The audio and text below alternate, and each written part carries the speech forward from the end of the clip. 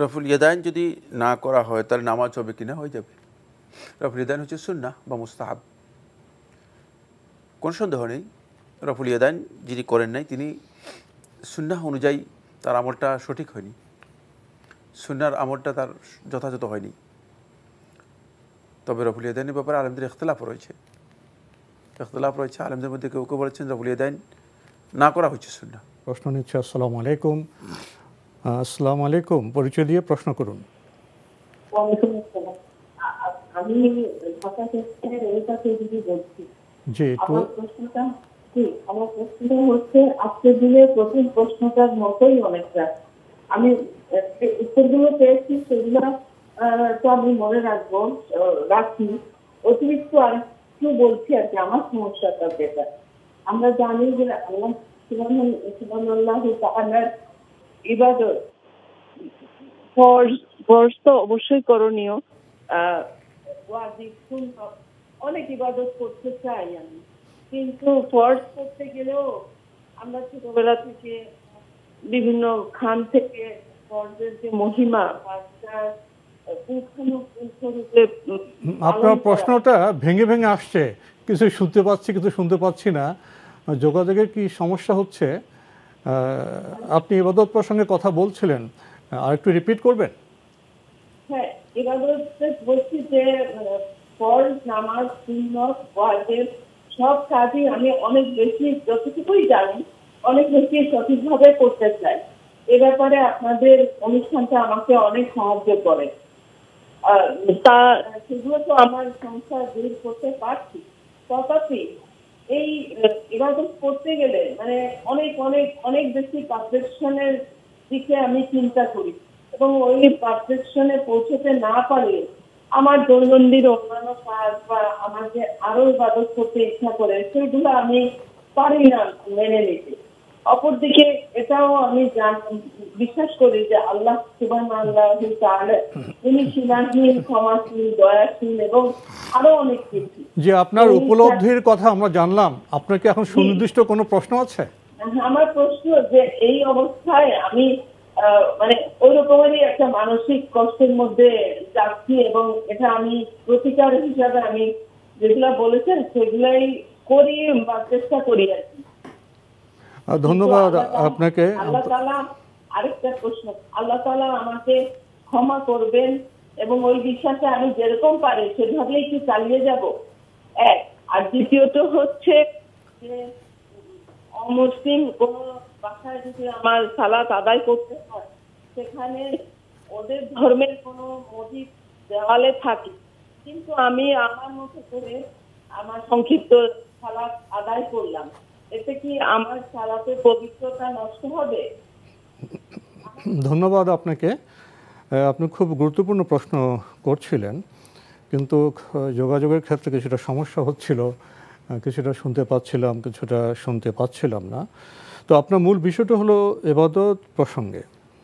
ইবাদত সঠিকভাবে করতে চান আপনি, যেন ইবাদতের পারফেকশনটা থাকে, এটা তো আসলে ইবাদতের লক্ষ্য হবে।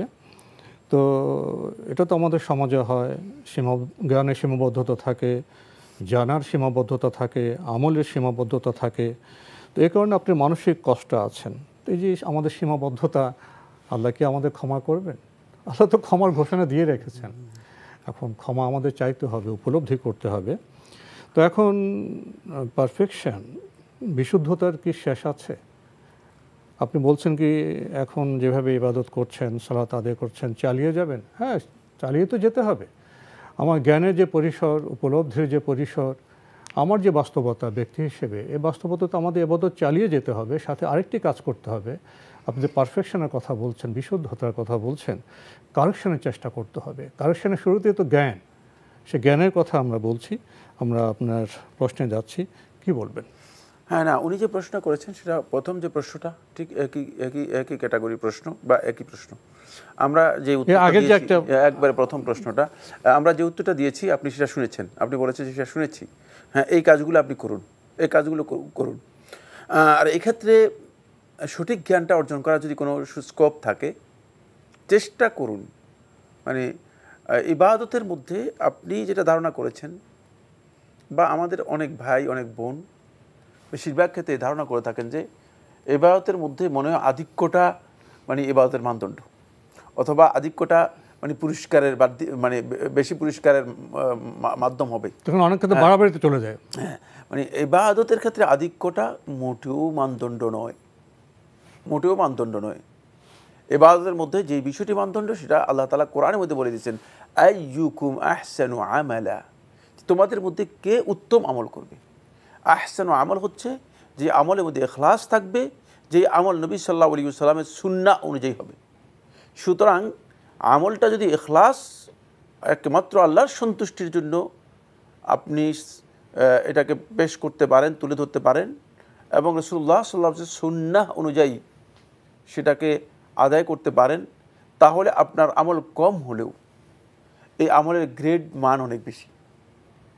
এই জন্য মানে এখানে আমাদের অনেকেরই মানে এই ডিপ্রেশন, এই ধরনের চিন্তা, এই ধরনের বিষয় যে আমি বেশি করতে পারতেছি না, বেশি করার বিষয় এখানে নেই।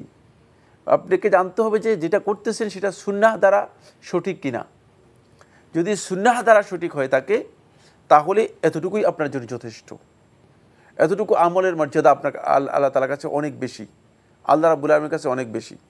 আর আপনার যে আমল সেটা তো আরও অনেক কম। বিশেষ করে নারীদের জন্য আল্লাহ সুবহানাহু ওয়া তাআলা মানে বিষয়টাকে এত ডিসকাউন্ট করে দিয়েছেন, যে এত মাইনাস করে দিয়েছেন যে একেবারেই সামান্য আমলে তিনি জান্নাত লাভ করতে পারবেন। সুতরাং এখানে আপনার এই চিন্তাটাই মাথার মধ্যে রাখার কোনো সুযোগ নেই। কারণ মাথার মধ্যে এই চিন্তা যদি নেন তাহলে আপনি মনে করবেন যে আপনি মানে ক্ষতিগ্রস্ত হবেন। আপনি নিজেই এত কঠিন করার কোনো প্রয়োজন নেই, এত চিন্তা করার কোনো দরকার নেই। তাহলে আপনি মনে করেন আমি করতে পারলাম না, আমি সম্ভব হলো না, আমি যথাযথভাবে পালন করতে পারিনি, ইত্যাদি ইত্যাদি, এগুলো আপনাকে মানসিকভাবে আপনাকে আঘাত দেবে। কিন্তু এখানে আসলে এগুলো কিচ্ছু দরকার নেই। শুধুমাত্র আপনি সুন্নাহ অনুযায়ী আপনার আমলটা হচ্ছে কিনা এটা নিশ্চিত করে আমল করুন। আর অনেক বেশি আমলের জন্য ট্রাই না করে সুন্নাহ যেগুলো করতে বলেছে সেগুলো করুন, তাহলে অবশ্যই আপনি সঠিক আমল করতে পারবেন, এবং যে আমল আল্লাহ তাআলার কাছে অনেক মর্যাদা পাবে, এই ধরনের আমল করতে সক্ষম হবেন ইনশাআল্লাহ। আরেকটি বিষয় যদি এক বাক্যে বলতেন, আপনি সুন্নাহর কথা বললেন, সুন্নাহসম্মত আমল তো সহজ আমল, সুন্নাহর বাইরে গেলেতে বাড়াবাড়ি হয়, আধিক্য হয়, কঠিন হয়ে যায়। আসলে সুন্নাহর বাইরেই তো হচ্ছে বিভ্রান্তি, সুন্নাহর বাইরে হচ্ছে বিদআত। সুতরাং প্রশ্নই আসে ওখানে গেলে তো কঠিন হয়ে যাবে। সুন্নাহর বাইরে গেলেই তিনি হয়তো এমন বাড়াবাড়িতে পড়ে যাবেন যেটা ইসলাম অনুমোদন দেয়নি। জি প্রিয় দর্শক, সুন্নাহসম্মত আমল খুবই সহজ, একটু জানার চেষ্টা করুন। সহিহ গ্রন্থ থেকে আমরা দেখছিলাম।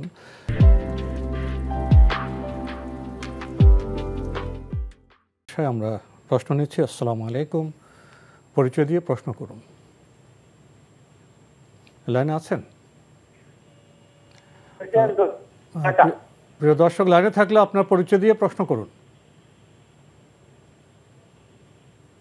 লাইনে আছেন? জি জি, আপনার পরিচয় দিয়ে প্রশ্ন করুন। দক্ষিণ খান, ঢাকা। জি বলুন। রোজাদান ছাড়া নামাজ হবে কিনা? জি, রোজাদান ছাড়া নামাজ হবে কিনা? রাফিয়া দিন। জি জি জি। আরেকটা হলো এমন কোন দরুদ বা দোয়া আছে কিনা যেটা শুক্রবারে 80বার করলে 80 বছরের গুনাহ মাফ হয়ে যায়? কি করলে 80 বছরের গুনাহ মাফ হবে? কোন দরুদ বা কোন দোয়া আছে কিনা? দোয়া 80বার করলে 80 বছরের পর মাফ হয়ে যাবে। ধন্যবাদ আপনাকে। রাফুল ইয়াদিন ছাড়া কি নামাজ হবে না করলে? রফুল ইয়াদাইন যদি না করা হয় তাহলে নামাজ হবে কিনা? হয়ে যাবে। রফুল ইয়াদাইন হচ্ছে সুন্নাহ বা মুস্তাহাব, কোনো সন্দেহ নেই। রফুল ইয়াদাইন যিনি করেন নাই তিনি সুন্নাহ অনুযায়ী তার আমলটা সঠিক হয়নি, সুন্নাহর আমলটা তার যথাযথ হয়নি। তবে রফুল ইয়াদাইনের ব্যাপারে আলেমদের ইখতিলাফ রয়েছে। আলেমদের মধ্যে কেউ কেউ বলেছেন রফুল ইয়াদাইন না করা হচ্ছে সুন্নাহ, আর কেউ বলেছেন করা হচ্ছে সুন্নাহ। মতপার্থক্য আছে। মানে এই যে মানে দ্বিমুখী বক্তব্য, এই বক্তব্যের কারণে যদি কোনো ব্যক্তি মানে না করার ইখতিয়ারটাকে গ্রহণ করে থাকেন তাহলে তাকে এর জন্য জোর করা অথবা বাধ্য করার কোনো বিধান নেই। কারণ একটা ইখতিয়ার তিনি গ্রহণ করতে পারেন, আলেমদের একটা ইজতিহাদকে তিনি গ্রহণ করতে পারেন, কারণ তিনি তো মানে কোনো মানুষ এমন নয় যে তিনি একেবারে মুজতাহিদ, ইজতিহাদের জ্ঞান রাখেন, তিনি ইজতিহাদ করে এটা বের করতে পারবেন। বেশিরভাগ লোকই তো আমাদের ইজতিহাদ তো দূরের কথা, সূরা ফাতিহার অর্থই জানেন না, ইজতিহাদ তো দূরের কথা। সুতরাং এক্ষেত্রে বাধ্যবাধকতার বিষয় নেই। তবে রফুল ইয়াদাইন একেবারে সহিহ সুন্নাহ দ্বারা সাব্যস্ত হয়েছে, সাহাবায়ে কেরামদের আমল দ্বারা সাব্যস্ত হয়েছে। সুতরাং কেউ যদি করেন তাহলে তিনি সুন্নাহ অনুযায়ী আমল করেছেন। কিন্তু রফুল ইয়াদাইন না করলে নামাজ হবে না, এই বক্তব্য মানে যারা রফুল ইয়াদাইনকে সুন্নাহ বলেছেন তারাও বলেন নেই। এটা অতিরিক্ত বক্তব্য এবং এটা হচ্ছে এক্সট্রিম যারা গোড়ামি করে থাকেন তাদের বক্তব্য।